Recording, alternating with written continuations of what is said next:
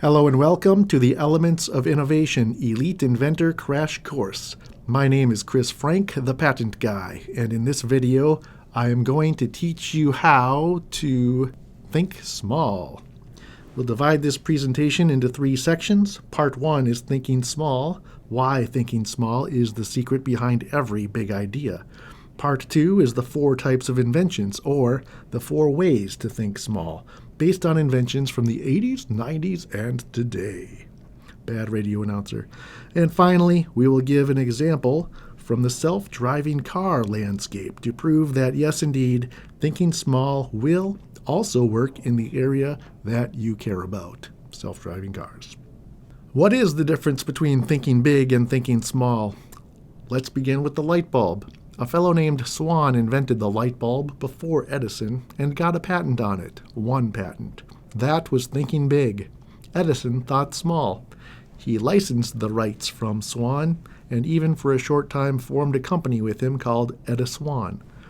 But what Edison did is he thought small. What are the 10, 20, 100, 200, 500 problems that need to be solved in order to make the light bulb work? Edison's genius is that he realized all of these problems that had to be solved in order to make the light bulb a commercially viable product. It is a great understatement to say that Edison invented the light bulb because in fact what he invented was the electrical power plant and the distribution of electricity, how to deliver it to your home, how to design the light bulb, how to manufacture the light bulb, and finally, how to measure how much electricity you are using so that they can charge you for it. He solved all of the problems that led to the creation of the modern world by thinking small, solving one problem at a time, one after another. And so the same approach should be taken by you in the self-driving car field. There is no need to think big. The big idea is already out there. It's making a self-driving car. The question is, what small problems need to be solved in order to make that happen, to make that a reality? What are the 10, 20, 100, 500, 1,000 problems that need to be solved? When we look at the patent landscape, this is exactly what we do. We break the big idea up into categories of problems and subcategories of problems that need to be solved. In the next section of this course, we will look at the entire Waymo patent portfolio in this way. What I'm showing you here are the main categories and a few of the subcategories from their patent portfolio. The way that you think small is you choose a particular category. In this case, let's choose that last column, user experience. And then you choose a subcategory. In this case, let's choose the subcategory of the passenger journey. And then you choose a specific problem that you would like to solve. In this case, the problem of how do I ensure that the user has identified the right car at pickup?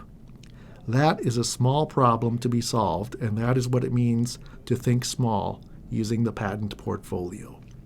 So hold that thought. We will use this problem as an example at the end of this presentation based on the real-world Waymo patent portfolio. But before that, we need to understand the 4 types of inventions, the 4 ways to think small. The first type of invention is the combination invention, an invention where you take 2 existing things that have never been put together before and put them together. The example I like to use is an 80s commercial for Reese's peanut butter cups. A link to the video is provided below. It's worth a watch. In it, we see a guy wearing a Sony Walkman, because that's what we did back then, walking down the street eating chocolate, and even saying out loud, chocolate. Once again, because that's what we did back then.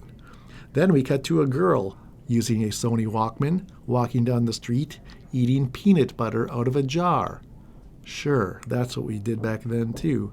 And talking out loud to herself, peanut butter. They both turn a corner and run into each other, and the boy says to the girl, "You put your peanut butter in my chocolate." And the girl says to the boy, "You put your chocolate in my peanut butter." And then up from behind them pops the Reese's peanut butter guy, some sort of 80s version of Cupid, I suppose. That's our example of the combination invention, putting 2 things together that had never been put together before. A more recent example of the combination invention is the camera phone. Back in the 80s, when that commercial was made, it would not have made much sense to put the telephone and the camera together. Yet, eventually technology advanced enough that putting these already existing things together made sense and was truly, at one point, a new invention, just like peanut butter and chocolate. That is the combination invention. Invention number 2 is the improvement invention. The example I use for the improvement invention comes from the 1998 movie There's Something About Mary. The link is provided below, but please be warned it may be inappropriate for some viewers. In this video, Ben Stiller picks up a hitchhiker, and the hitchhiker tells Ben Stiller that he has a great idea. He says, "Have you heard of 7-minute abs? My idea is 6-minute abs." To which Ben Stiller responds, "Yeah, but what happens if someone comes out with 5-minute abs?" To which the hitchhiker responds, "Well, that would just be stupid," and hilarity ensues. Okay, that's the improvement invention. This image shows the evolution of the phone as an improvement invention. But it doesn't just apply to the phone, it applies to many different technologies. For example, the pacemaker technologies were invented originally as an external device that had to be carried around by the patient. Eventually, pacemakers were made to be implantable, but they were so large they had to be implanted in the abdomen. As they progressed, they became smaller and smaller and could be implanted in the chest or pectoral area.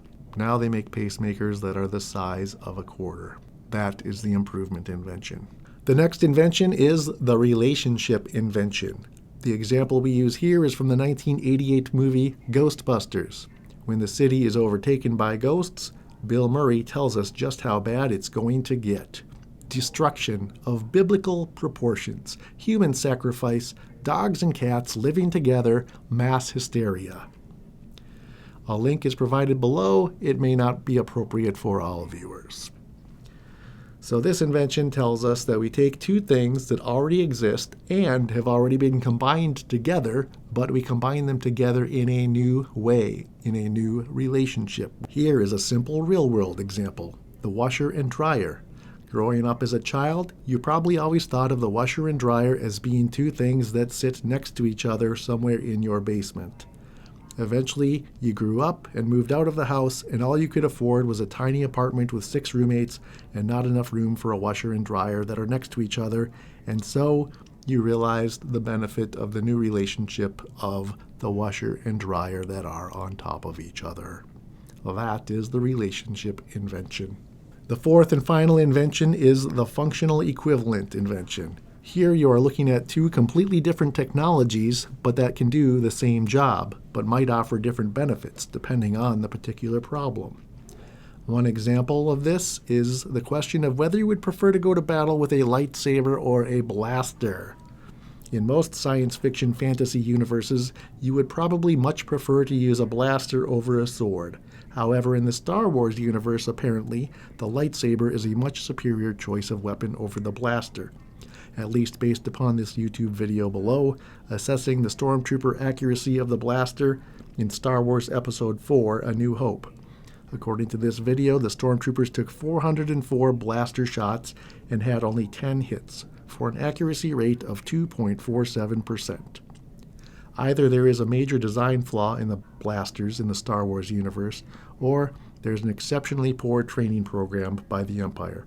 Either way, in this case, the functional equivalent of choice is the lightsaber. Here is a more real-world example of the functional equivalent invention. You can clean your floor with a mop and a mop bucket, or you can clean your floor with the functional equivalent of a wet Swiffer, eliminating the need for the mop bucket. Oftentimes, I think about this type of invention as invention by elimination. Ask yourself what feature or element you can eliminate by using a different technology, and that will give you a functional equivalent. Okay, we've covered the 4 types of invention: the combination invention, chocolate plus peanut butter; the improvement invention, 7-minute abs to 6-minute abs; the new relationship invention, dogs and cats living together; and the functional equivalent invention, lightsabers versus blasters. Now, you might be saying to yourself, sure, those are fun examples, but will they work for me in the real world of self-driving cars? Here is an example. from a real patent issued to Waymo, U.S. patent number 10272827, titled Unique Signaling for Vehicles to Preserve User Privacy.